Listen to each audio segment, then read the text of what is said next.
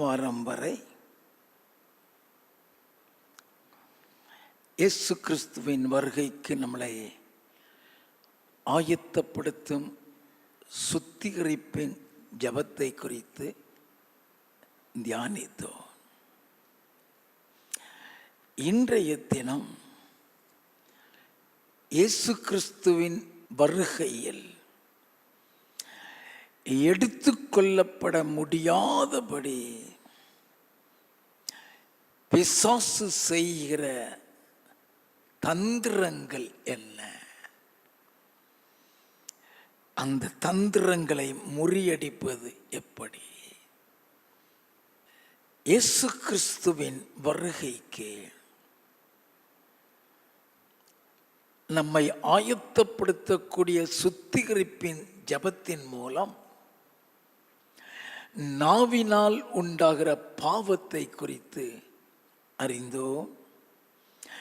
கண்களினால் உண்டாகிற பாவத்தை குறித்து அறிந்தோம். இருதயத்தில் உண்டாகிறதான பாவங்களை குறித்து அறிந்தோம். நம்முடைய சரீரத்தில் உள்ள ஒவ்வொரு அவயவம் மூலம் நாம் எப்படி பாவத்திற்குள் ஆக்கப்படுகிறோம், அதன் நிமித்தம் நம்முடைய மாமிசமும் ஆவியும் எப்படி கரைப்படுத்தப்படுகிறது, அதை எப்படி சுத்திகரித்து ஜெபிப்பது, அதன் மூலம் நாம் எப்படி பரிசுத்தமாக்கப்படுகிறோம் என்பதை எல்லாம் நாம் தியானித்தோம். இயேசு கிறிஸ்துவனுடைய வருகைக்கு நாம் எடுத்துக்கொள்ளப்பட முடியாதபடிக்கு நமக்கு விரோதமான காரியங்களை பிசாசு செய்வான். அதை நாம் அறிந்து கொள்ளுவதே கடினம். இதெல்லாம் ஒரு பாவமா, இதெல்லாம் ஆண்டவருடைய பார்வையில் தப்பா இருக்குமா என்று எண்ணத்தக்கதாக அந்த காரியங்கள் இருக்கும். அதை நாம் அறிந்து கொள்ள முடியாத அளவிலே அவன் செயல்படுத்துவான். It's rather difficult to understand the cunningness or trap of Satan. அல்ல கவனித்துக் கொள்ள வேண்டும். அவனுடைய தந்திரத்தையும் அவனுடைய கண்ணியையும் அறிந்து கொள்ளுகிறது அவளை ஈஸி இல்லை. இன்றைக்கு அதைத்தான் நாம் தெரிந்து கொள்ள போகிறோம். எல்லா பாவத்தையும் சுத்திகரிக்க முடியாது. நல்லா கவனித்துக் கொள்ள வேண்டும்.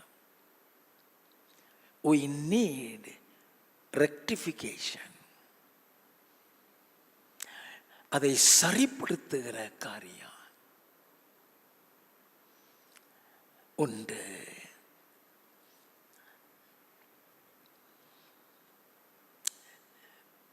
பிசாசுக்கு முதலாவது நாம் இடம் கொடுக்கவே கூடாது. நம்ம கடந்த வாரம் இருதயத்தை குறித்து தியானித்தோம். இருதயமானது திருக்குள்ளதும் கேடு நிறைந்ததும் என்று. எப்படி நம்முடைய இருதயமானது திருக்குள்ளது, எப்படி கேடு நிறைந்தது என்று அநேக காரியங்களை நாம் தியானித்தோம். இயேசு கிறிஸ்து சொன்னார், மத்தேயு 5வது அதிகாரம் 8வது வசனத்தில், இருதயத்தில் சுத்தமுள்ளவர்கள் பாக்கியவான்கள், அவர்கள் தேவனை தரிசிப்பார்கள் என்று சொன்னார். இருதயத்தை நாம் சுத்தமாக வைத்துக் கொள்ளுகிறதற்கு தான் நீதிமொழிகளின் புஸ்தகம் 4வது அதிகாரம் 23வது வசனத்தில், எல்லா காவலோடும் உன் இருதயத்தை காத்துக்கொள், அதனிடத்தில் இருந்து ஜீவ ஊற்று புறப்படும். அப்படின்னா எல்லா காவலோடும் உன் இருதயத்தை காத்துக்கொள்ளுனா நம்முடைய இருதயத்திற்குள் பாவம் நுழையாதபடி தடுக்க வேண்டும். அது நுழைந்ததற்கு பின்பு மன்னிப்பு கேட்கிறதை விட அது நுழையாத அளவு தடுத்துட்டோம்னா நம்ம பிசாசுக்கு இடம் கொடுக்கவில்லை என்று அர்த்தம். அதனால் தான் எபேசியரின் புஸ்தகம் 4வது அதிகாரம் 27வது வசனத்தில் பிசாசுக்கு இடம் கொடாதிருங்கள் என்று எழுதப்பட்டிருக்கிறது. இயேசுவோடு கூட இருந்த 12 சீஷர்கள்ல ஒருத்தனுக்குள்ள அந்த பிசாசுக்கு அவன் எடை கொடுத்து அதனுடைய முடிவு எப்படி ஆனது? யோவான் எழுதின சுவிசேஷம் 13வது அதிகாரம் 2வது வசனத்தை வாசிக்க கேட்போம். சீமோனின் குமாரனாகிய யூதாஸ் காரியோத் அவரை காட்டிக் கொடுக்கும்படி பிசாசானவன் அவன் இருதயத்தை தூண்டின பின்பு பிசாசானவன் அவன் இருதயத்தை தூண்டின பின்பு, நல்ல கவனிங்க, அப்ப இடம் கொடுத்துட்டான்னு அர்த்தம். அதனாலதான் எல்லா காவலோடும் இருதயத்தை காத்துக்கொள்கிறாரு. தேவ பிள்ளைகளிடத்துலதான் அவன் அந்த காரியத்தை செய்வான், பாவிகளிடத்துல இல்லை. நல்ல கவனித்துக் யாரு தேவ பிள்ளைகளுக்கு அவங்கிட்ட தான் அவன் தந்திரமாய் நுழைவான். வேதம் சொல்லுகிறது, பிசாசாவன் அவன் இருதயத்தை தூண்டின பின்பு நடக்கிற சம்பவம் என்ன? லூக்கா எழுதின சுவிசேஷம் 22வது அதிகாரம் 4வது வசனத்தில் இருந்து, அவன் பிரதான ஆசாரியரிடத்திலும் சேனை தலைவரிடத்திலும் போய் அவரை காட்டிக் கொடுக்கும் வகையை குறித்து அவர்களோட ஆலோசனை பண்ணினான். அவன் தூண்டின பின்பு, நல்ல கவனிங்க, ஆங்கிலத்தில் இன்ஸ்பயர்ட், இன்டியூஸ்ட், நல்லா கவனித்திட வேண்டும். தூண்டுறான், ஏவுறான்னு நம்ம சொல்றோம்ல, ஏவப்படுகிறது. நல்லா கவனிக்க வேண்டும். நேர் அவன் செய்கிற காரியம் பிரதான ஆசாரியத்தின் சேனை தலைவரிடத்திலும் போய் அவரை காட்டிக் கொடுக்கும் வகை குறித்து அவர்களுடைய ஆலோசனை பண்ணினான். அவர்கள் சந்தோஷப்பட்டு அவனுக்கு பணம் கொடுக்க உடன்பட்டார்கள். அதற்கு அவன் சம்மதித்து ஜன கூட்டமில்லாத வேளையில் அவரை அவர்களுக்கு காட்டிக் கொடுக்கும்படி சமயம் தேடினான். அவரை காட்டிக் கொடுக்கும்படி. அப்போ அவன் பிசாசுக்கு இடம் கொடுத்துட்டான். அந்த பிசாசுக்கு இடம் கொடுத்ததுனால ஏற்பட்ட விளைவு என்ன? நல்ல கவனிக்க வேண்டும். மத்தேயு எழுதின சுவிசேஷம் 27வது அதிகாரம் 3வது வசனத்தில் இருந்து, அப்பொழுது அவரை காட்டிக் கொடுத்த யூதாஸ் அவர் மரணாக்கினிக்குள்ளாக தீர்க்கப்பட்டதை கண்டு மனஸ்தாபப்பட்டு எப்படி அந்த மனஸ்தாபம் வந்தது? பிசாசு நினைக்கிற காரியத்தை அவனை செய்ய வச்சுட்டு அவன் போயிடுவான். நல்லா கவனிக்க வேண்டாம். அவனுடைய காரியத்தை அவன் முடித்து விட்டு அவனை விட்டு அவன் போயிடுவான்.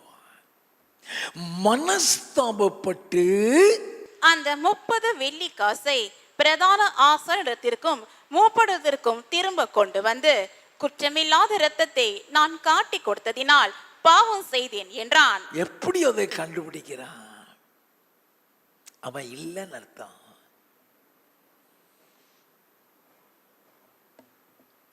காட்டி கொடுக்கிறதுக்கு முன்னால பிசாசு அவனுக்குள்ள இருந்தான். வாசிப்போமா?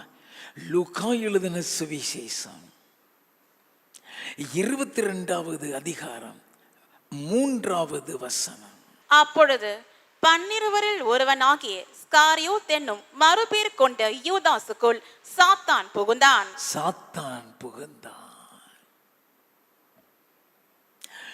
அவன் காரியத்தை முடிக்கிறது வரைக்கும் உள்ளதான் கிடப்பான். எல்லாம் கவனிக்க வேண்டும். அவன் இருதயத்தை தூண்டுகிறான்னு சொன்னா அவன் இருதயத்துக்குள்ள போயிட்டான்னு அர்த்தம். அந்த இருதயத்திற்குள், அதுதான் அந்த இருதயத்தை பாதுகாக்கிற அனுபவம் நமக்கு வேணும். அந்த இருதயத்துக்குள்ள சாத்தான் புகுந்து விட்டான். இப்ப அவரை காட்டி கொடுத்துட்டான். அவர் மரணாக்கினை அடைந்து விட்டார். அவரை சிலுவைக்கு கொண்டு போயிட்டானுங்க. சாத்தானுடைய தந்திரங்கள், இது அவனுடைய வேலை. இது அவனுடைய வேலை. இப்ப அவனுக்குள்ள மனஸ்தாபம், இருதயத்துல குத்தப்படுகின்றான். மத்தேயு 27:4 குற்றமில்லாத இரத்தத்தை நான் காட்டி கொடுத்ததினால் பாவம் செய்தே. வாசிப்போம். அதற்கு அவர்கள், எங்களுக்கு என்ன, அது உன் பாடு என்றார்கள். அது உன் பாடு, வேலை முடிஞ்சிருச்சு. என்னமோ உன் பாடு அவரு பாடுப்பா. நல்ல கவனிங்க. அவன் இருக்கிறது வரைக்கும் தான் செய்கிறது தப்புன்னு தெரியவே தெரியாது. அநேக தேவ பிள்ளைகளுடைய வாழ்க்கையில் அவன் செய்கிற காரியமே நீ செய்கிறது தப்புங்கிறதே தெரியாம ஆக்குறானே, அதுதான் பிசாசின் தந்திரம். இப்ப அவன் போயிட்டான், மனஸ்தாபப்படுகிறான். அவனால அந்த வேதனையை தாங்க முடியல. வாசிப்போம். அப்பொழுது அவன் அந்த வெள்ளி காசை தேவாலயத்திலே எறிந்து விட்டு புறப்பட்டு போய் நான்று கொண்டு செத்தான். அவன் பிறவாதிருந்தால் நலமாயிருக்குன்னாரே. அவனுடைய முடிவை பார்த்தீங்களா? நல்ல பிசாசுக்கு இடம் கொடுக்கிறது. ஏவான், நல்ல கவனிங்க. It's very important to understand whether it is from the Lord or from Satan. பிசாசும் ஏவுவான், பிசாசும் சொப்பனம் கொடுப்பான், பிசாசும் தரிசனம் கொடுப்பான். பிசாசிட்ட இருந்தும் சத்தம் வரும். நல்லா தெரிந்து கொள்ள வேண்டும். தாவீது தேவனுடைய இருதயத்துக்கு ஏற்றவன் தான். தேவனால் அபிஷேகிக்கப்பட்டவன் தான். அவனிடத்திலும் இந்த சாத்தான் போயிட்டான். 1 நாளாகமம் 21வது அதிகாரம் 1வது வசனம். சாத்தான் இஸ்ரவேலுக்கு விரோதமாய் எழும்பி இஸ்ரவேலை தொகையிடுகிறதற்கு தாவீதை ஏவி விட்டது.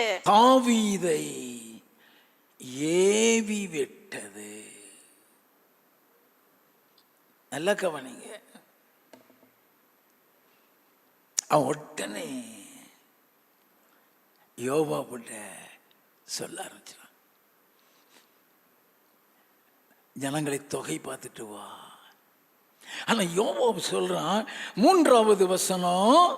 அப்பொழுது யோவாப், கர்த்தருடைய ஜனங்கள் இப்போது இருக்கிறதை பார்க்கிலும் 100 தனையாய் அவர் வர்த்திக்க பண்ணுவாராக. ஆனாலும் ராஜாவாகிய என் ஆண்டவனே, அவர்கள் எல்லாரும் என் ஆண்டவனின் சேவகர் அல்லவா? என் ஆண்டவன் இதை விசாரிப்பானேன். இஸ்ரவேலின் மேல் குற்றம் உண்டாக இது நடக்க வேண்டியது என்ன என்றான். நல்ல கவனிங்க. a beautiful counsel அது at the right time. இது ஆண்டவருடைய கட்டளைக்கு விரோதமான ஒரு காரியம் என்றதுன்னு அதுக்கேற்ற பலி செலுத்தி தான் என்னன்னு அனுப்பிவிடுறான். என்ன சொல்லி அவன் யோவாபு சொல்றான், வேண்டாம் ஐயா, இதனால ஏன் குற்ற விடுற. எப்பொழுது நல்லா கவனிங்க, when you are occupied by Satan and when you are inspired to do something by Satan, mind blank ஆயிரும். சாத்தானுக்கு நீ இடம் கொடுத்துட்டீங்கன்னா உன்னுடைய அறிவு, ஞானம், புத்தி எல்லாமே போயிடும். ஏன் அறிவு, ஞானம், புத்தி போகுதுன்னா அவன் ஞானத்துல இருந்து அறிவு கட்டு விழுந்தவன்.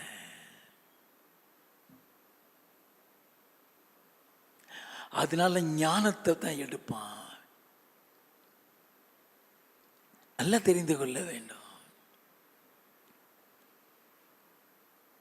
சொல்றான், என் ஆண்டவன் இதை விசாரிப்பான், ஈஸ்வரன் குற்றம் உண்டாக இது செய்ய வேண்டிய என்ன. நான் யோவாப் அப்படி சொல்லியும் ராஜாவின் வார்த்தை மேலிட்டபடியினால் யோவாப் புறப்பட்டு இஸ்ரவேல் எங்கும் சுற்றி திரிந்து எருசலேமுக்கு வந்து ஜனத்தை லக்கம் பார்த்து தொகையை தாவீதிடத்தில் கொடுத்தான். முடிச்சிட்டான், கதையை முடிச்சிட்டான். 7வது 8வது வசனங்க. இந்த காரியம் தேவனுடைய பார்வைக்கு ஆகாததானபடியினால், இந்த காரியம் தேவனுடைய பார்வைக்கு ஆகாததா இருந்தபடியினால் அவர் இஸ்ரவேலை வாதித்தார். நல்ல கவனிங்க, அவர் இஸ்ரவேலை வாதித்தார். செஞ்சது தாவீது, பாதிக்கப்பட்டது இஸ்ரவேல் மக்கள். 14வது வசனம். ஆகையால் கர்த்தர் இஸ்ரவேலிலே கொள்ளை நோயை வர பண்ணினார், அதனால் இஸ்ரவேலில் 70,000 பேர் மடிந்தார்கள். தாவீது செய்த இந்த தப்புல 70,000 பேர் அவன் சொன்ன எண்ணிக்கையில குறைஞ்சிட்டாங்க. 70,000 பேர் சாத்தானுக்கு இடம் கொடுத்துட்டா நஷ்டத்தை சந்திக்கணும். நல்லா கவனித்துக்கொள். 17வது வசனம். தாவீது தேவனை நோக்கி, ஜனத்தை என்ன சொன்னவன் நான் அல்லவா? நான் தான் பாவம் செய்தேன், பொல்லாப்பு நடப்பித்தேன். இந்த ஆடுகள் என்ன செய்தது? என் தேவனாகிய கர்த்தாவே, வாதிக்கும்படி உம்முடைய கரம் உம்முடைய ஜனத்திற்கு விரோதமாய் இராமல் எனக்கும் என் தகப்பன் வீட்டிற்கும் விரோதமாய் இருப்பதாக என்றான். நல்ல கவனிங்க, 70,000 பேர் செத்ததுக்கு அப்புறம் என் குடும்பத்து மேல வரும் ஐயான்னு சொல்லி என்ன பிரயோஜனம்? பிசாசுக்கு இடம் கொடுத்துட்டா நஷ்டத்தை சந்திக்கணும். பிசாசுக்கு இடம் கொடுத்துட்டா ஞானத்தை இழந்துருவோம். நீ எப்பெல்லாம் ஞானத்தை இழக்கிறியோ நஷ்டத்தை சந்திக்க வேண்டும். இப்படி பல காரியங்கள் செய்து தேவ பிள்ளைகள் பரலோகத்தையே சுதந்திரிக்க முடியாம ஆக்கி விடுவான். எல்லாம் கவனிக்க வேணும். கடந்த வாரம் எப்படி பெருமையை கொண்டு வருவான்.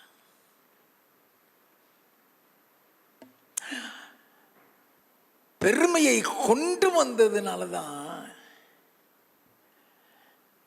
அந்த மகா மகிமையான ஏதேன்ல இருந்து கீழே தள்ளி விட்டாரு. அந்த பெருமையின் நிமித்தம் தான் ஞானம் போச்சு, அழகு போச்சு, வல்லமை போச்சு, எல்லாம் போச்சது. கீழே தள்ளப்பட்டான். அப்ப எப்படி அவன் தேவ பிள்ளைகளை தேவனுடைய ராஜ்யத்தையே சுதந்திரிக்க முடியாமல் ஆக்குவான், அதை பார்த்தோம். அந்த பெருமை நமக்குள்ள வந்த உடனேயே கடிந்து கொள்ளணும்னு சொல்லி கொடுத்தேன். யாராவது நம்மளை புகழ்ந்துட்டா உடனே கர்த்தருக்கு மகிமை உண்டாவதாக சொல்லணும்னு.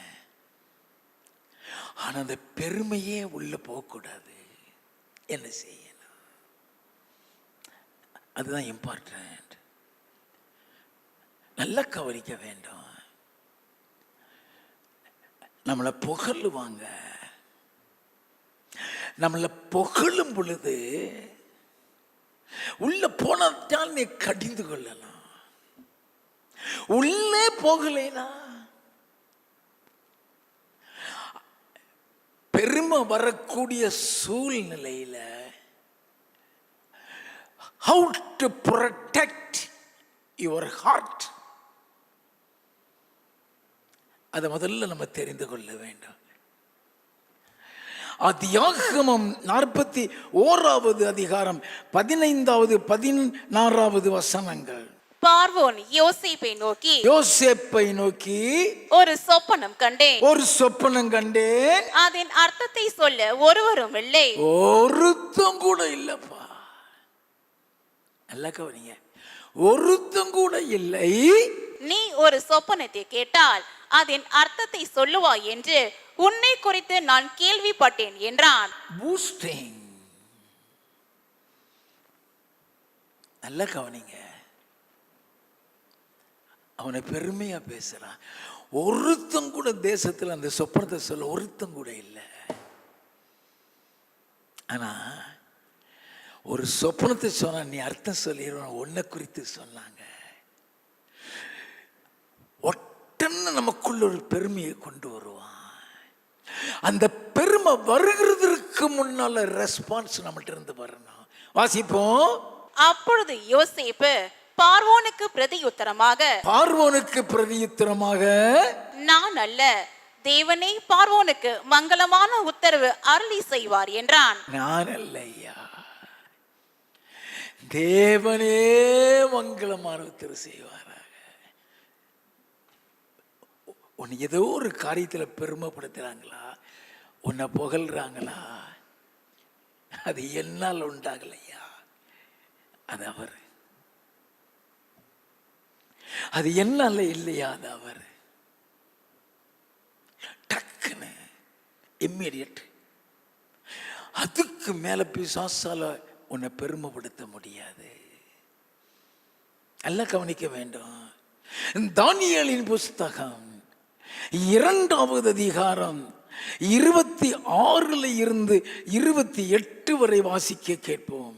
ராஜா பெல்தஷாத்சர் என்னும் நாமம் உள்ள தானியேலை நோக்கி, நான் கண்ட சொப்பனத்தையும் அதன் அர்த்தத்தையும் நீ எனக்கு அறிவிக்க கூடுமா என்று கேட்டான். நான் கண்ட சொப்பனத்தையும் அதன் அர்த்தத்தையும் நீ அறிவிக்க கூடுமா?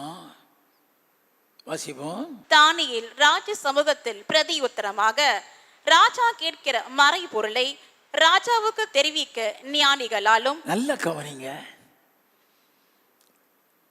அறிவிச்சிருவேன் சொல்லல.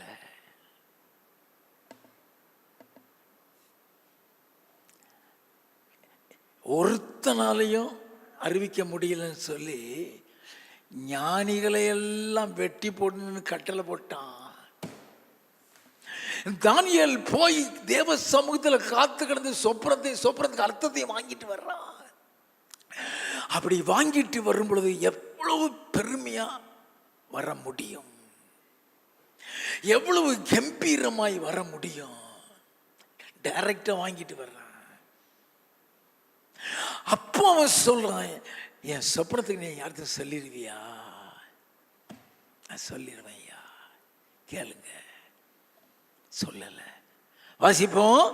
ராஜா கேட்கிற மறைபொருளை ராஜாவுக்கு தெரிவிக்க ஞானிகளாலும் ஜோசியராலும் சாஸ்திரிகளாலும் குறி சொல்லுகிறவர்களாலும் கூடாது, மறை பொருள்களை வெளிப்படுத்துகிற பரலோகத்தில் இருக்கிற தேவன் கடைசி நாட்களில் சம்பவிப்பதை ராஜாவாகிய நேபுகாத் நேச்சாருக்கு தெரிவித்திருக்கிறார். Beautiful answer. எவனால என்னாலையும் முடியாதுயா, ஞானிகளால் முடியாதுன்னு சொன்னா அவன் ஞானி கேட்டகரியில் உள்ளவன். ஞானிகளாலும் முடியாதுன்னு சொல்றானே, தானியேல் ஞானிகள்ல ஒருத்தன். ஞானிகளாலையும் முடியாது, என்னாலையும் முடியாது. மறை பொருளை வெளிப்படுத்துகிற பரலோகத்தில் இருக்கிற கடைசி நாள் சம்பவித்த ராஜாவாகிய நேபுகாத் நேச்சாருக்கு தெரிவித்திருக்கிறார். நல்ல கவனிங்க, தன்னை வெறுமையாக்கிட்டு வர்றான். 30வது வசனம், உயிரோடு இருக்கிற எல்லாரை பார்க்கிலும் எனக்கு அதிக ஞானம் உண்டென்பதினாலே அல்ல. உயிரோடு இருக்கிற எல்லாரை பார்க்கிலும் எனக்கு அதிக ஞானம் உண்டென்பதினால் அல்ல. நல்ல கவனிங்க, ஏன்னா இவன் அதிக ஞானம் உள்ளவன். தானியேல் 5:11 வாசித்தா அவனுக்கு தேவர்களுக்கு ஒத்த ஞானம் இருக்குன்னு எழுதப்பட்டிருக்கும். ஞானம் உண்டுங்கிறதுனால எனக்கு தெரியப்படுத்தலையா. வாசிப்போம். அர்த்தம் ராஜாவுக்கு தெரிய வரவும், அர்த்தம் ராஜாவுக்கு தெரிய வரவும், உம்முடைய இருதயத்தின் நினைவுகளை நீர் அறியவும் இந்த மறைபொருள் எனக்கு வெளியாக்கப்பட்டது. இந்த மறைபொருள் எனக்கு வெளியாக்கப்பட்டது. ஏன் இப்படி சொல்றான்? புகழ்ச்சிய உள்ள கொண்டு போகல, பெருமைய உள்ள கொண்டு போகல. எல்லா காவலோடும் இருதயத்தை காத்துக்கொள், அதனிடத்தில் இருந்து ஜீவ ஊற்று பெறப்படும். நல்லா கவனிக்க வேண்டும். ஏதாவது ஒரு காரியம் நமக்கு ஒரு கிருபை கொடுத்திருப்பாரு, அதை வெளிப்படுத்துகிற ஒரு சந்தர்ப்பத்தை ஆண்டவர் உண்டாக்கும் பொழுது நம்ம நடந்து போகும்போது நடையே மாறிடலாம்.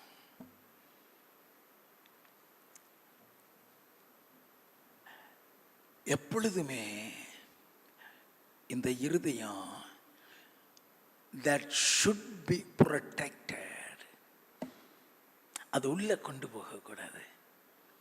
ஒரு ஸ்திரீயை இச்சையோடு பார்க்கிற எவனும், ஏன் தாவீது விழுந்தான்? பார்வையில் இச்சை இருக்குன்னு தெரியுது இல்லையா, அங்க பார்க்காத. நீ பார்க்கிற இடத்துல உனக்கு இச்சை உண்டாகுது இல்லையா, ஏன் பார்த்துக்கிட்டு இருக்கிற? நீ இடம் கொடுக்கிற. ஏன் விசாரிக்க ஆள் அனுப்புற? நீ இடம் கொடுக்கிற. அப்படி இடம் கொடுத்ததுனால தாவீது கடந்து போன பாதை கடுமையான பாதை. நல்ல கவனிக்க. அதனாலதான் உன் கண்கள் நேராய் நோக்க கடவுது, உன் கண்ணிமைகள் செவையாய் பார்க்க கடவுது.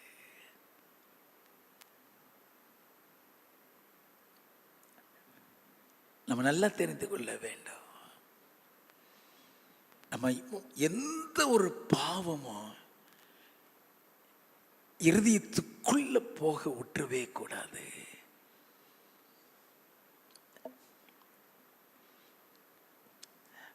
தானியேல் தன்னை வெறுமையாக்குகிறான். இப்போ அந்தஸ்து, பணம் அல்லது பொண்ணு வெள்ளின்னு சொல்லி அவனுக்கு வருது. தானியேலின் புஸ்தகம் 5வது அதிகாரம் 14வது வசனத்தில் இருந்து, உனக்குள்ளே தேவர்களின் ஆவி உண்டென்றும் வெளிச்சமும் புத்தியும் விசேஷித்த ஞானமும் உன்னிடத்தில் காணப்பட்டதென்றும் உன்னை குறித்து கேள்விப்பட்டேன். உன்னை குறித்து கேள்விப்பட்டேன். அந்த நீங்க அந்த சென்டென்ஸ் எல்லாம் கவனிச்சீங்கன்னா அது பெருமையை கொண்டு வருகிற சென்டென்சஸ். வாசிப்போம். இப்போதும் இந்த எழுத்தை வாசிக்கிறதற்கும் இதன் அர்த்தத்தை எனக்கு தெரிவிக்கிறதற்கும் சாஸ்திரிகளாலும் ஜோசியரும் எனக்கு முன்பாக அழைத்து கொண்டு வரப்பட்டார்கள். ஆனாலும் இந்த வசனத்தின் அர்த்தத்தை வெளிப்படுத்த அவர்களால் கூடாமற் போயிற்று. அவன் ஒருத்தனால கூட முடியல. பூஸ்டிங். வாசிப்போம். பொருளை வெளிப்படுத்தவும் கருகலானவைகளை தெளிவிக்கவும் உன்னாலே கூடும் என்று உன்னை குறித்து கேள்விப்பட்டேன். உன்னாலே கூடும் என்று உன்னை குறித்து கேள்விப்பட்டேன். ஒருத்தனாலே முடியாதுப்பா. தேசத்தில் உள்ள அத்தனை பேரையும் பார்த்துட்டேன். இல்லை, நான் உன்னால முடியும் கேள்விப்படுறேன். வாசிப்போம். இப்போதும் நீ இந்த எழுத்தை வாசிக்கவும் இந்த எழுத்தை வாசிக்கவும் இதன் அர்த்தத்தை எனக்கு தெரிவிக்கவும் உன்னாலே கூடுமானால் நீ இரத்தாம்பரமோ கழுத்திலே பொற்சர பணியும் தரிப்பிக்கப்பட்டு ராஜ்யத்திலே 3ஆம் அதிபதியாய் இருப்பாய் என்றான். டாப்புக்கு கொண்டு போயிட்டான். இந்த அர்த்தத்தை நீ சொல்லிட்டீனா உனக்கு இப்படிலாம் செய்யப்படும். உன்னை கனப்படுத்துவேன். You will be honored in such a way that you will be in the 3rd position of the country. அப்படியே காலரை தூக்கி விட்டுருவோமா?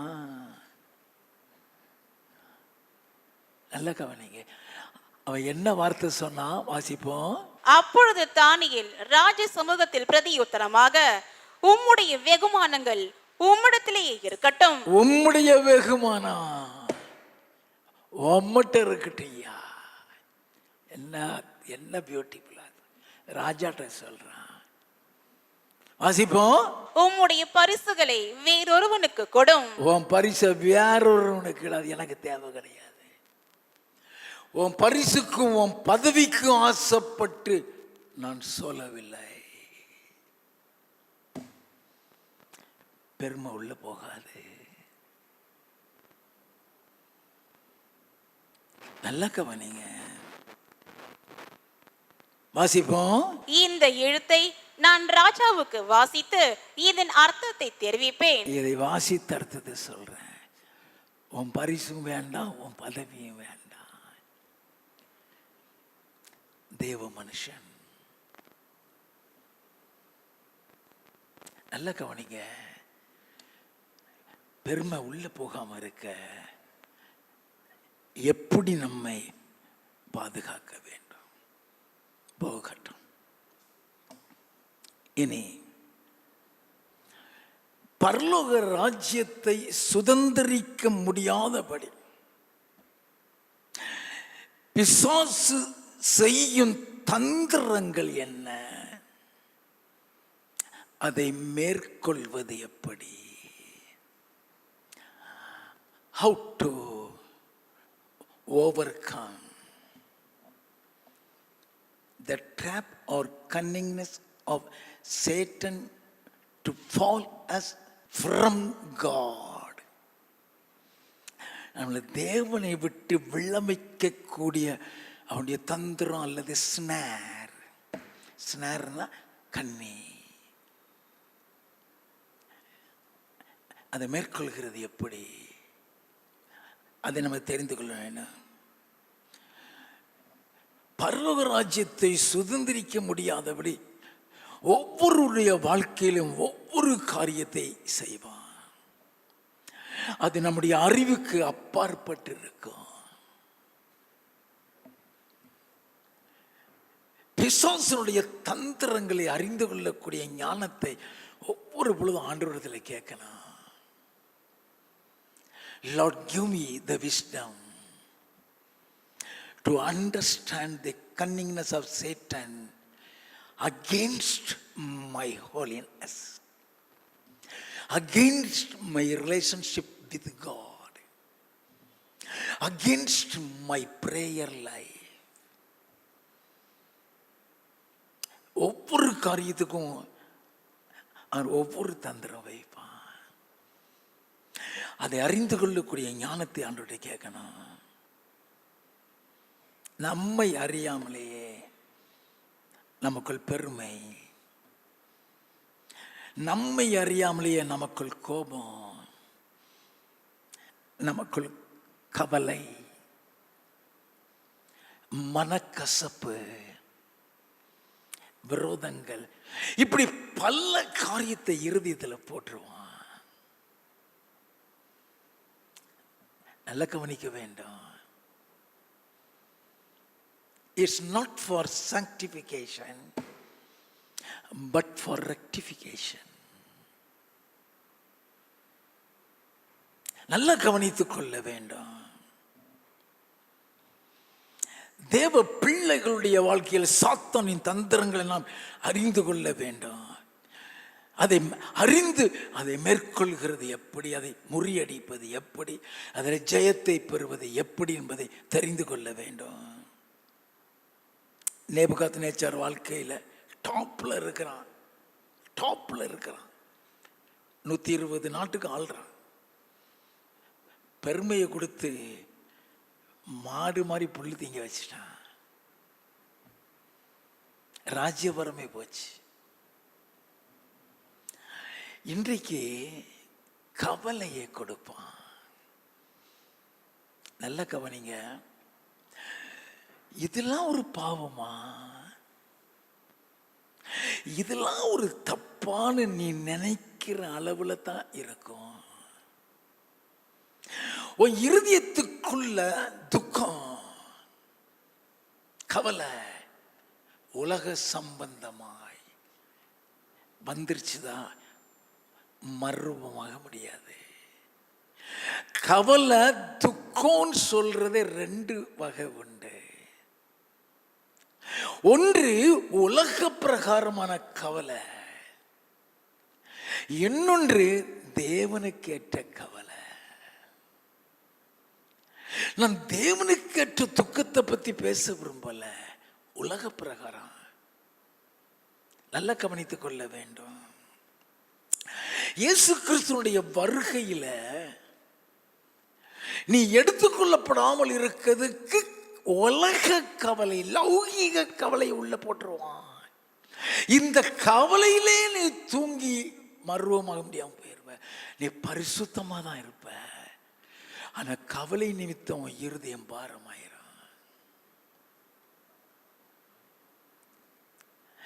மத்தேயு எழுதின சுவிசேஷம் 24வது அதிகாரம் 42வது 44வது 2 வசனங்களை வாசிப்போம்.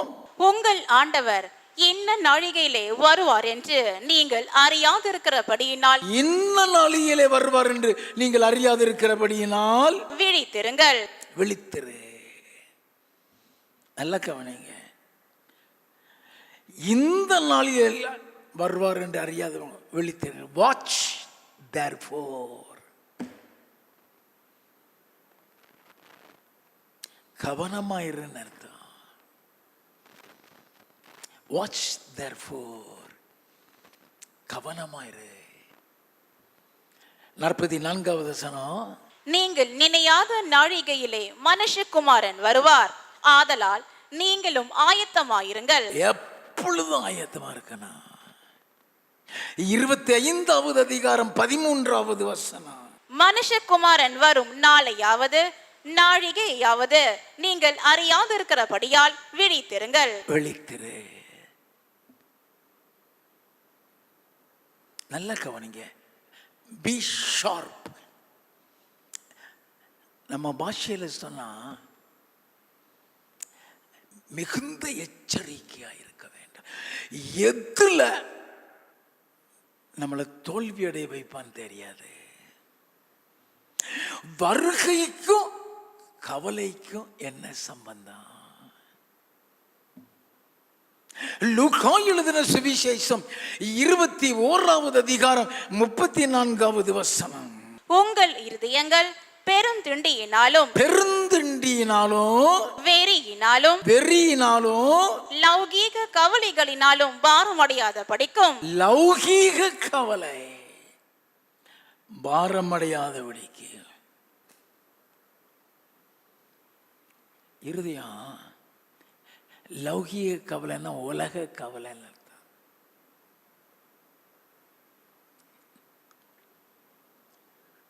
கவலையை கொண்டாந்து கொடுத்துருவான்.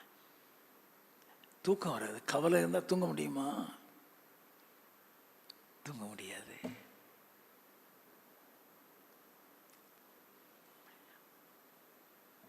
தேவனுக்கு ஏற்ற துக்கம்,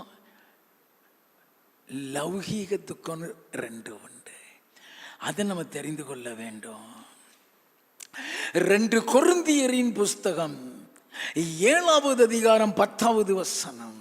தேவனுக்கேற்ற துக்கம் பின்பு மனஸ்தாபப்படுகிறதற்கு இடமில்லாமல் ரட்சிப்புக்கு ஏதுவான மனம் திரும்புதலை உண்டாக்குகிறது.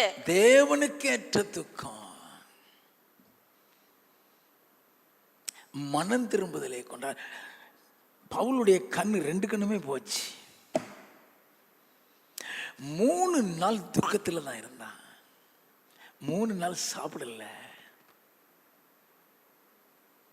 அந்த 3 நாள் அவன் சாப்பிடாம இருக்கிறான், ஜெபம் பண்ணிட்டு இருக்கிறான், துக்கத்தில் இருக்கிறான். 2 கண்ணு போச்சு. அந்த 3 நாளில தான் அவன் மனம் திரும்புறான். அது மனம் திரும்புதலுக்கு ஏற்ற துக்கம். அது தேவனுக்கு ஏற்ற துக்கம். நல்ல கவனிங்க. தேவனுக்கு ஏற்ற துக்கங்கிறது வேற, லௌகீக துக்கங்கிறது வேற. வேதம் சொல்லுகிறது 2 கொரிந்தியரின் புஸ்தகம் 11வது அதிகாரம் 28வது வசனம்.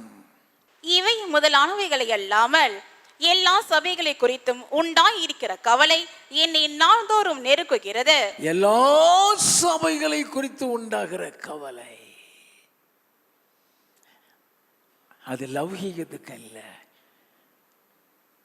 அது தேவனுக்கு ஏற்ற துக்கம். அது ஆத்ம பாரத்தில் உண்டாகிற துக்கம். நான் இந்த துக்கத்தை குறித்து உங்களோடு பேசவில்லை.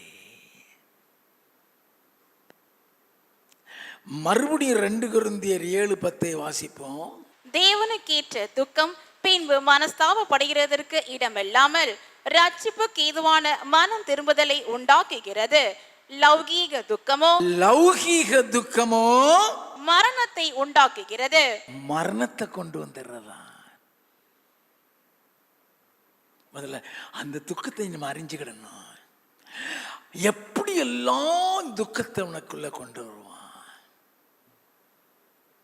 எப்படி எல்லாம் உன் சந்தோஷத்தை எடுத்துருவான், எப்படி எல்லாம் உன்னை முறுமுறுக்க வச்சிருவான். முதல்ல பிசாசனுடைய அவனுக்கு கவலையை கொடுக்கறதுக்கு அவன் உபயோகப்படுத்துகிற இன்ஸ்ட்ருமெண்ட் டிஸ்சாட்டிஸ்ஃபேக்ஷன், அதிருப்தி. எதுலையுமே ஒரு அதிருப்தியை கொடுப்பான். நல்லா கவனிச்சுக்க வேண்டும். நீதிமொழிகளின் புஸ்தகம் 12வது அதிகாரம் 25வது வசனத்தில் மனுஷனுடைய இருதயத்தின் கவலை இருதயத்தை ஒடுக்குமா.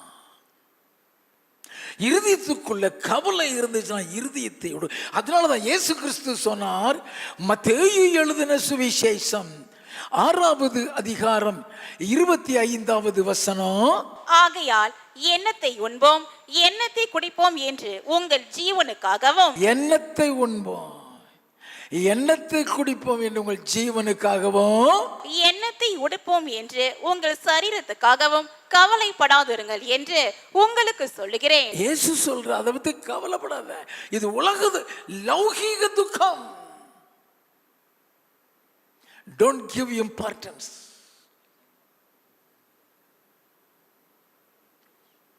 இதுதானே கூட்டு இன்னைக்கு, இதைதானே செஞ்சு வச்சிருக்க.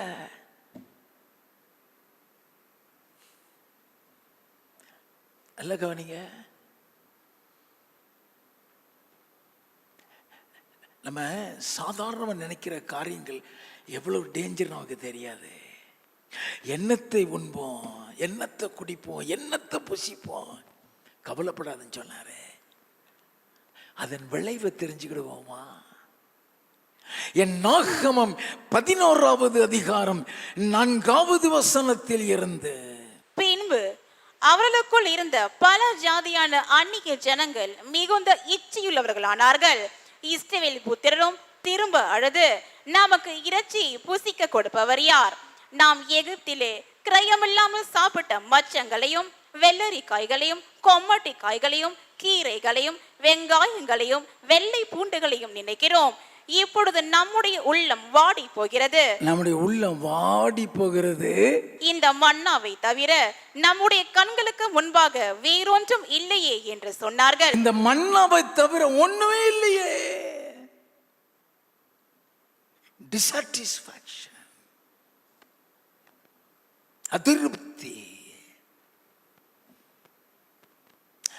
Due to dissatisfaction, they were murmuring. இந்த அதிருப்தியில முறுமுறுக்கிறது, முணங்குகிறது. அது இருதயத்துக்குள்ள கவலையை கொடுக்குது. இருதயத்துக்குள்ள அதிருப்தியை கொடுக்கிறது. இருதயத்துக்குள்ள பரலோகத்திலிருந்து வந்த மன்னாவை குறித்து வெறுப்பை கொடுக்குது. நடந்தது என்ன? 31வது வசனத்தில் இருந்து. அப்பொழுது கட்டடத்தில் இருந்து புறப்பட்ட ஒரு காற்று சமுத்திரத்திலிருந்து காடைகளை அடித்து கொண்டு வந்து பாளையத்திலும் பாளையத்தை சுற்றிலும் இந்த பக்கம் ஒரு நாள் பிரயாணம் மட்டும் அந்த பக்கம் ஒரு நாள் பிரயாணம் மட்டும் தரையின் மேல் 2 முழ உயரம் விழுந்து கிடக்க செய்தது. அப்பொழுது ஜனங்கள் எழும்பி அன்று பகல் முழுவதும் ரா முழுவதும் மறுநாள் முழுவதும் காடைகளை சேர்த்தார்கள். கொஞ்சமாய் சேர்த்தவன் 10 ஓமர் அளவு சேர்த்தான். அவைகளை பாளையத்தை சுற்றிலும் தங்களுக்காக குவித்து வைத்தார்கள். நல்லா குவிச்சுட்டான். எவ்வளவு சேர்க்க முடியுமோ சேர்த்து வச்சுட்டான். ஆனா நடந்தது என்ன? வாசிப்போம். தங்கள் பற்கள் நடுவே இருக்கும் இறைச்சியை அவர்கள் மென்று தின்னும் முன்னே கர்த்தருடைய கோபம் ஜனங்களுக்குள்ளே உண்டது. கர்த்தர் ஜனங்களை மகா பெரிய வாதையால் வாதித்தார். இச்சித்த ஜனங்களை அங்கே அடக்கம் பண்ணினதினால் நிறைய பேர் செத்துட்டான். லௌகீக துக்கம் மரணத்தை கொண்டு வரும். வாசித்தோமே. இந்த துக்கத்தை இருதயத்துக்குள்ள கொண்டு வந்து இந்த கவலையை இருதயத்துக்குள்ள கொண்டு வந்து பரலோகத்தை சுதந்திரிக்க விடாம ஆக்கிடுவான். நல்லா தெரிஞ்சிடும். உபாகமம் 28வது அதிகாரம் 47, 48. சகலமும் பரிபூர்ணமாய் இருக்கையில் நீ மகிழ்ச்சியோடும் களிப்போடும் உன் தேவனாகிய கர்த்தரை சேவியாமற் போனது நிமித்தம். சகலமும் பரிபூர்ணமா இருக்கும்போது மகிழ்ச்சியோடு களிப்போடு இல்லாம துக்கத்தோடு குறை சொல்லிக்கிட்டு முறுமுறுத்துக்கிட்டு இருந்தா சகலமும் குறைவுபட்டு பட்டினியோடும் தாகத்தோடும் நிர்வாணத்தோடும் கர்த்தர் உனக்கு விரோதமாய் அனுப்பும் சத்துருக்களை சேவிப்பாய். நல்ல எல்லா ஆசீர்வாதத்தையும் எடுத்துருவாராம். எல்லாத்தையும் எடுத்துருவாராம். நமக்கு தெரியாது. அந்த கவலை அந்த கவலை அந்த டிசாட்டிஸ்ஃபேக்ஷன் வருகையில் உன்னை மர்வமாக்காது. அதனால எல்லா காவலோடும் இருதயத்தை காத்துக்கொள். இருதயத்தை காத்துக்கொள். நல்லா கவனிக்க வேண்டும். 1 சாமுவேலின் புஸ்தகம் 1வது அதிகாரம் 6வது 7வது வசனம். கர்த்தர் அவள் கற்பத்தை அடைத்தபடியினால் அவளுடைய சகலத்தை அவள் துக்கம் படும்படியாக அவளை மிகவும் விசனப்படுத்துவாள். அவள் கர்த்தருடைய ஆலயத்திற்கு போகும் சமயத்தில் அவன் வருஷந்தோறும் அந்த பிரகாரமாய் செய்வான். இவள் அவளை மனமடிவாக்குவாள். அப்பொழுது அவள் சாப்பிடாமல் அழுது கொண்டிருப்பாள்.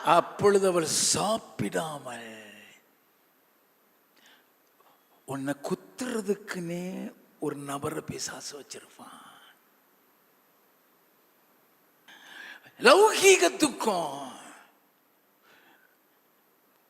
குழந்தை இல்லைன்னு சொல்லி அவளை ஒருத்தி குத்துறா. அவ சாத்தானால் அனுப்பப்படுகிற ஆளு. நல்லா கவனிக்க வேண்டும். உன்னை யாரு அழ வைக்கிறா, உன்னை யாரு துக்கப்படுத்த வைக்கிறா, யாரு உனக்குள்ள உலக கவலையை கொடுக்க வைக்கிறா, அது சாத்தானால வர்றது. நல்லா தெரிஞ்சுக்கூடா. யாரு உன்னை தேவனுக்கேற்ற துக்கத்தில் கொண்டு போறா, அது தேவனிடத்திலிருந்து வருகிறது. நல்லா தெரிந்து கொள்ள வேண்டும். தேவனுக்கேற்ற துக்கத்தை உனக்கு ஒருத்தன் கொடுக்கிறானா, அது தேவனிடத்திலிருந்து வருது.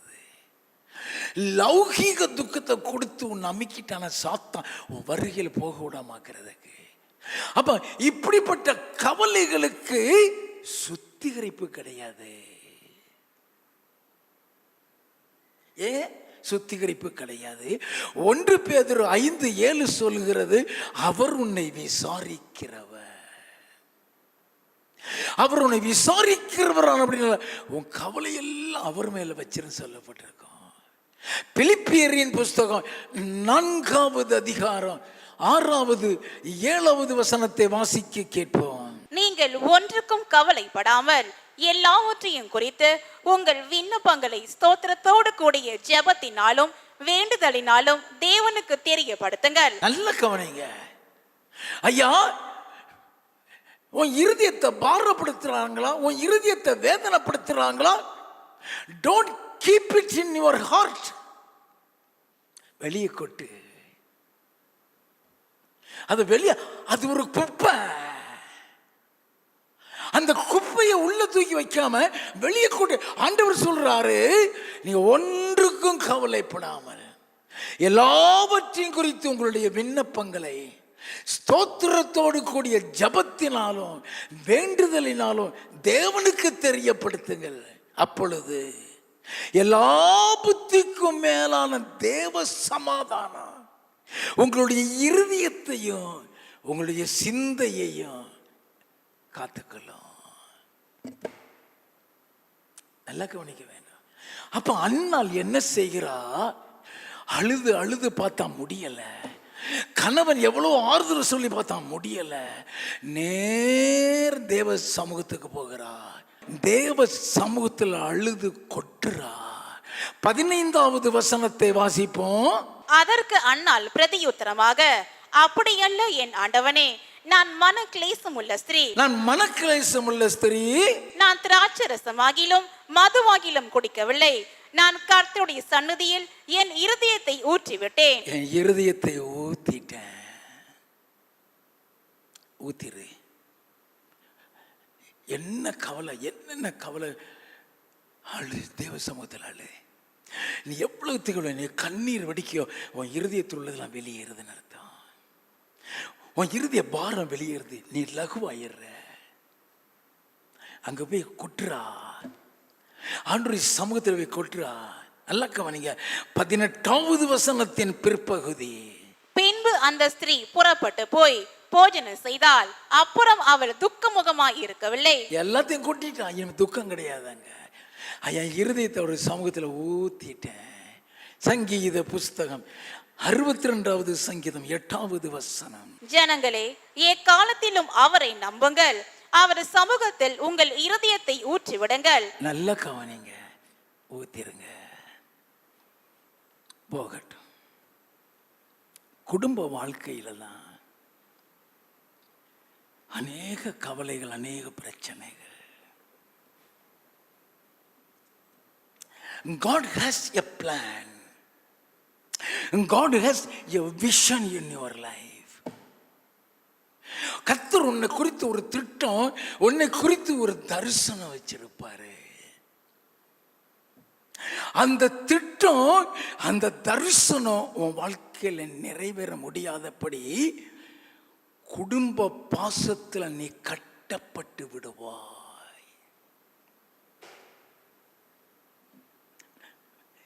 நல்ல கவனிங்க. இது வெரி இம்பார்ட்டன்ட்.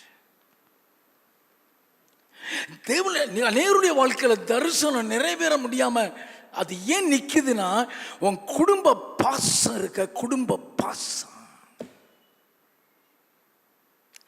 அந்த பாசம் உன் வாழ்க்கையில கர்த்தர் வைத்த தரிசனத்தை நிறைவேற்ற விடாது. வாசிப்போமா? ஆதியாகமம் 12வது அதிகாரம் 1வது 2வது வசனங்கள். கர்த்தர் ஆபிராமை நோக்கி, நீ உன் தேசத்தையும் உன் இனத்தையும் உன் தகப்பனுடைய வீட்டையும் விட்டு புறப்பட்டு நான் உனக்கு காண்பிக்கும் தேசத்துக்கு போ. நல்ல கவனிங்க. உன் தேசத்தையும் உன் இனத்தையும், முக்கியமா சொல்லுகிறாரு உன் தகப்பன் வீட்டையும் விட்டு நான் காண்பிக்கிற தேசத்துக்கு போ. நான் உன்னை பெரிய ஜாதியாக்கி, நீ போனாதான் ஆக்குவேங்கிறாரு. நீ போ, நான் உன்னை பெரிய ஜாதியாக்கி உன்னை ஆசீர்வதித்து உன் பெயரை பெருமைப்படுத்துவேன், நீ ஆசீர்வாதமாக இருப்பாய். ஆண்டவர் சொல்றாரு, நீ ஆசீர்வாதமா இருப்ப. அடுத்த வசனத்தை வாசித்தா, உன்னை சபிக்கிறவங்களை நான் சபிப்பேன், உன்னை ஆசீர்வதிக்கலாம் ஆசீர்வதிப்பேன், பூமியில் உள்ள சகல வம்சமும் உனக்குள்ள ஆசீர்வதிக்கப்பட்டிருக்கும். இதுதான் கர்த்தர், இது ஆபிரகாமுடைய அழைப்பு, இதுல ஆபிரகாமுடைய தரிசனம் அடங்கியிருக்கு. 4வது வசனம்.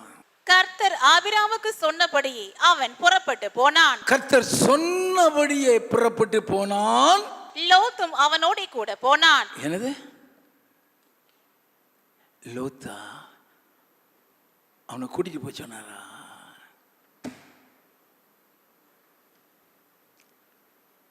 நல்ல கவனிங்க, இட் இஸ் வெரி இம்பார்ட்டன்ட். அவனை கூட்டிட்டு போய் சொன்னாரா? பாச பிணைப்பு.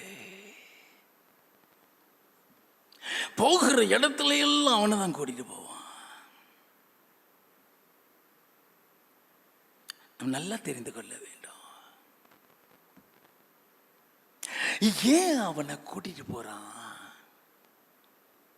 We are joint family. இன்னைக்கு அநேகர் சொல்ற வார்த்தை we are joint family. நீ joint ஃபேமிலியா இருக்கிறதுனால தானே வெளியே வாங்குறாரு. இன்னைக்கு அநேகருக்கு அது தெரியாது. ஆபிரகாம் கூட்டு குடித்தனக்காரன். அந்த கூட்டு குடித்தனத்தை விட்டு வெளியில வாங்குறாரு. நீ குடும்பத்தை விட்டு முதல்ல வெளியில வா. We may not be able to understand. எப்படி ஆபிரகாம் கூட்டு குடித்தனக்காரன்? ஆதியாகமம் 11வது அதிகாரம் 27வது வசனம். தேராகுடைய வம்ச வரலாறு. தேராகு ஆபிராம், நாகோர், ஆரான் என்பவர்களை பெற்றான். நல்லா கவனிச்சுக்கிடுங்க, எல்லாம் ஒரே பிளட் ரிலேட்டட். எல்லாம் நான் வாஸ்து அத்தனை பேரும் பிளட் ரிலேட்டட். 31வது வசனம். தேராகு தன் குமாரனாகிய ஆபிராமையும் ஆரானுடைய குமாரனும் தன் பேரனுமாய் இருந்த லோத்தையும் தன் குமாரன் ஆபிராமுடைய மனைவியாகிய தன் மருமகள் சாராயையும் அழைத்து கொண்டு அவர்களுடனே ஊர் என்கிற கல்தேயருடைய பட்டணத்தை விட்டு கானான் தேசத்துக்கு போக புறப்பட்டான். அவர்கள் ஆரான் மட்டும் வந்தபோது அங்கே இருந்து விட்டார்கள். ஒரு கூட்டு குடித்தனம், ஃபேமிலி லிவிங் டுகெதர். வெளியே கொண்டு வந்ததான் தரிசனம் நிறைவேறும். அந்த தரிசனம் நிறைவேறது தான் வெளியே கொண்டு வர்றாரு. ஐயா, ஜாஃப்ரி திருநெல்வேலியை விட்டு வெளியில வரவே கூடாதுன்னு இருந்தவன். மெட்ராஸை பத்தியே தெரியாது, மெட்ராஸை பார்த்ததே கிடையாது. அங்கே இருந்து காலி பண்ணி மெட்ராஸுக்கு கொண்டு வர்றாரு. ஏன்னா ஒரு பெரிய தரிசனம் வச்சுக்க தெரியாது. தாயோட சகோதரிகளோட ஒரே வீட்டில் வாழ்ந்துக்கிட்டு இருந்தேன். ஏதோ ஒரு வசனத்தை வச்சு மட்டும் பேசுறேன்னு நினைக்காங்க. It is my practical experience also. ஊரை சுத்திக்கிட்டு இருந்தேன். டிகிரி முடிச்சுட்டு 8 வருஷம் கூட்டு குடித்தன, வேலையும் கிடையாது, ஆனா அவர் வச்சிருக்கிற திட்டம், அவர் வச்சிருக்கிற தரிசனம் பியாண்ட் அவர் காம்ப்ரஹென்ஷன், அது நிறைவேறணும்னா அந்த கூட்டு குடித்தனத்தில் இருந்த உருப்படாதுன்னு சொல்லி தான் வெளியே வர வைக்கிறாரு.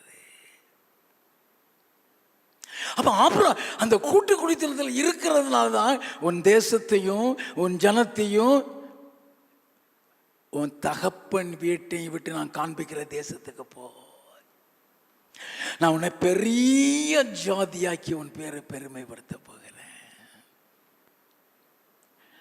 ஆபிரகாம் மூலமாகத்தான் தாவீது, ஆபிரகாம் மூலமாகத்தான் இயேசு கிறிஸ்து. நல்லா கவனிங்க.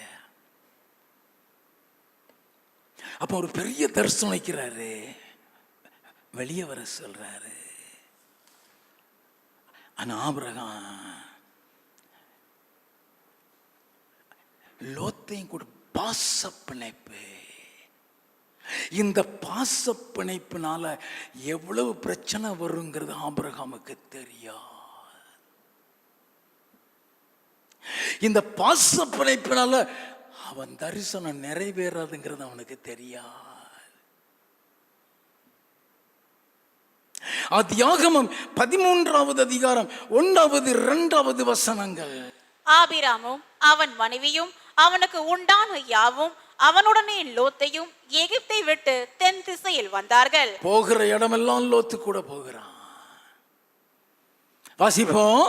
ஆபிராம் மிருக ஜீவன்களும் வெள்ளியும் பொன்னுமான ஆஸ்திகளை உடைய சீமானா இருந்தான். சீமான் 5வது வசனத்தில் இருந்து.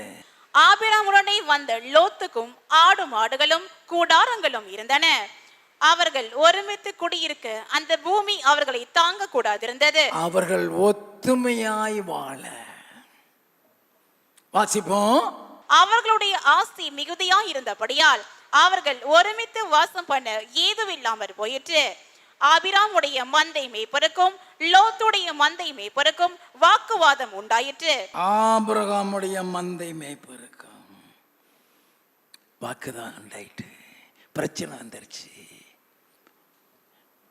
நல்லா கவனிங்க. இவன் நமக்கு உதவியா இருப்பான்னு நினைப்பீங்க, இவன் நம்ம பிரச்சனமா இருப்பான் நினைப்போம். நமக்கு தெரியாது, அவங்கத்தான் பின்னால பிரச்சனையை உண்டாக்குவாங்கிறது தெரியாது. அவங்க மூலமாக தான் பின்னால பிரச்சனை வருங்கிறது தெரியாது.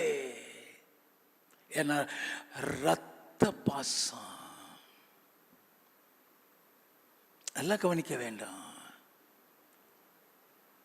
வேதம் சொல்லுகிறது 8வது 9வது வசனம். ஆபிராம் லோத்தை நோக்கி, எனக்கும் உனக்கும் என் மெய்ப்பருக்கும் உன் மெய்ப்பருக்கும் வாக்குவாதம் வேண்டாம். நாம் சகோதரர். இந்த தேசமெல்லாம் உனக்கு முன் இருக்கிறது அல்லவா? நீ என்னை விட்டு பிரிந்து போகலாம். என்னை விட்டு போகலாம்பா. ப்ராப்ளம்னு வந்ததுக்கு அப்புறம் அவங்கள வச்சுக்கிட்டு இருக்காதீங்க. அப்படி வச்சுட்டு இருக்கும் பொழுது உன்னை குறித்த தரிசனம் நிறைவேறாது. ப்ராப்ளம் வருகிறது வரைக்கும் தான் அங்க ஒத்துமை முடிஞ்சு போச்சு. நீ போகலான்ட்டான். நீ வலதுபுறம் போனா நான் இடதுபுறம் போறேன், நீ இடதுபுறம் போனா நான் வலதுபுறம் போறேன். 11வது வசனம். அப்பொழுது லோத்து யோர்தானுக்கு அருகான சபபூமி முழுவதையும் தெரிந்து கொண்டு கிழக்கே பிரயாணப்பட்டு போனான். இப்படி அவர்கள் ஒருவரை ஒருவர் விட்டு பிரிந்தார்கள். இப்படி அவர்கள் ஒருவரை விட்டு ஒருவர் பிரிந்தார்கள். பிரிந்தது அது வரைக்கும் கர்த்தருடைய சத்தத்தை காணாங்க. அலைஞ்சிக்கிட்டு இருக்கிறான், இங்கேயும் அங்கேயும் அலைஞ்சிட்டு கிடக்கிறான். கானானுக்கும் எகிப்துக்கும் போறான். போற இடத்துல பஞ்சம் வேற. அந்த பஞ்சம் வரும்போதாவது நமக்கு மூளை வந்திருக்கணும். இப்ப என்ன நடக்கு? 14வது வசனத்தில் இருந்து. லோத்து ஆபிராமை விட்டு பிரிந்த பின்பு. லோத்து ஆபிரகாமை விட்டு பிரிந்த பின்பு கர்த்தர் ஆபிராமை நோக்கி, உன் கண்களை ஏறெடுத்து நீ இருக்கிற இடத்திலிருந்து வடக்கேயும் தெற்கேயும் கிழக்கேயும் மேற்கேயும் நோக்கி பார். நீ பார்க்கிற இந்த பூமி முழுவதையும் நான் உனக்கும் உன் சந்ததிக்கும் என்றைக்கும் இருக்கும்படி கொடுத்து. நல்லா கவனிச்சிங்களா? அவன் பிரிந்த பின்பு, லோத்து போன பின்பு தரிசனத்தை சொல்றாரு, அந்த திட்டத்தை சொல்றாரு. அதுக்கப்புறம் ஆபிரகாம் பெரிய சீமானா மாறிடுவான். ஆதியாக 24:1 கர்த்தர் ஆபிரகாமை சகல காரியங்களிலும் ஆசீர்வதித்து வந்தார். ஆதியாகமம் 24:35 அவனுக்கு ஆடு மாடு வேலைக்காரிகள் பழுகி பெறுகிறாங்க. எனக்கு அருமையான தேவச்சனமே, அநேகர் தேவையே இல்லாம பாச பிணைப்புல என் தங்கச்சி தான் கூடயே இருக்கட்டும், என் அக்காவுக்கு யாருமே இல்லை கூடயே இருக்கட்டும், நீ யாரையாவது உன் வீட்டில் பாச பிணைப்பில் வச்சீன்னா உன் குடும்ப சமாதானம் போயிடும், உன் சந்தோஷம் போயிடும், உன் சமாதானம் போயிடும். இருதயம் துக்கப்பட்டுருச்சுன்னா பரலோகம் போயிடும். நல்லா தெரிந்து கொள்ள வேண்டும். ஆண்டவர் தெளிவாய் சொல்லி கொண்டு வருகிறார்.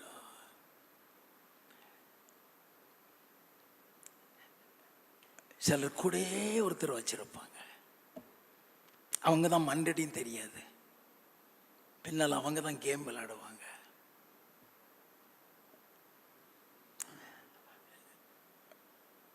உனக்கு வேலையும் இல்லை வெட்டியும் இல்லை, இன்னொருத்தனை நம்பி வாழ்ந்துட்டு இருக்கியா, எங்கேயாவது போய் உட்காந்துக்கோ, பிரச்சனை இல்லை. ஆனால் ஒன்றை குறித்து ஆண்டவர் திட்டம் வச்சிருக்கிறார், தரிசனம் வச்சிருக்கிறாரா? உன்னை குறித்து தேவன் ஒரு தனிப்பட்ட தரிசனத்தை வச்சிருக்கிறாரா?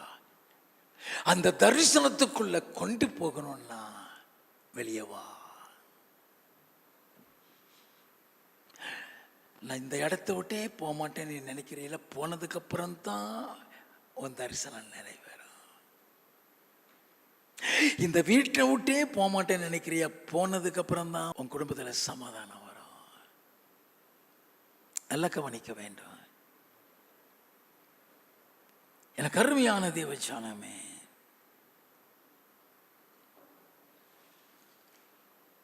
ஆபிரகாமும் லோத்தும் நகமும் சதையும் அவ்வளவு பாசம்.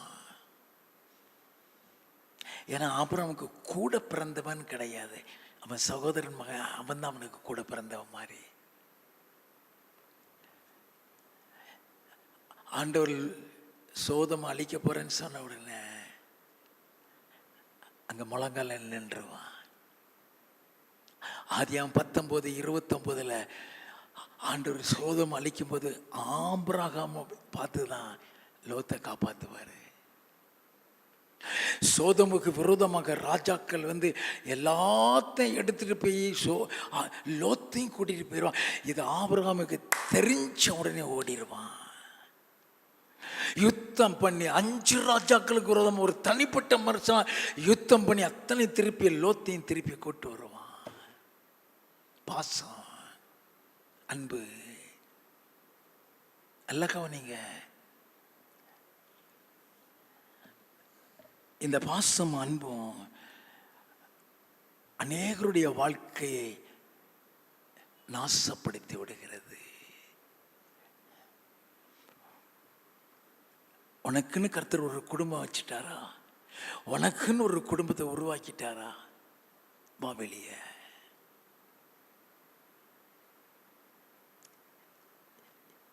நீங்கள் கூட மச்சினிச்சு கொச்சினிச்சுன்னு யாரையாவது வச்சு பாடுக்குள்ளே போயிருப்பீங்களே, நல்லா கவனிச்சுக்கிடுங்க. யாரையாவது ஒருத்தரை வச்சு பாடுக்குள்ளே போகாதவங்க இருக்க மாட்டீங்க. ஒருத்தரையும் வைக்காமல் தனியாக இருந்தீங்கன்னா நீ கவர்னர் மாதிரியே இருக்கலாம். நல்லா கவனித்துக் கொள்ள வேண்டும். அல்லேலூயா. கவலையின் நிமித்தம் பெருந்திண்டியினாலும் வெறியினாலும் லௌகீக கவலையினாலும் உங்களுடைய இருதயம் பாரமடையாதபடி. பெருந்திண்டினா என்னது? ஆங்கில வேதாகமத்தில் கிங் ஜேம்ஸ் வெர்ஷனை பார்த்தீங்கன்னா பெருந்திண்டிக்கு சர்ஃபீட்டிங்னு போட்டிருக்கோம். அதாவது ஓவராக குடிக்கிறது, அளவுக்கு அதிகமாக குடிக்கிறது. குடிச்சு வெறிச்சு உளுந்து கிடக்கான்ல, அதோட அவுட். நல்லா கவனித்துக்கொள்ள. பெருந்திண்டியினாலும் வெறியினாலும் லௌகீக கவலையினாலும் உன் இருதயம் பாரமடையாத பிடிக்கும். நீ நினையாத நேரத்தில் அந்த நாள் வராத பிடிக்கும். எச்சரிக்கையாயிரனே கர்த்தர் சொல்லுகிறார். அல்லேலூயா.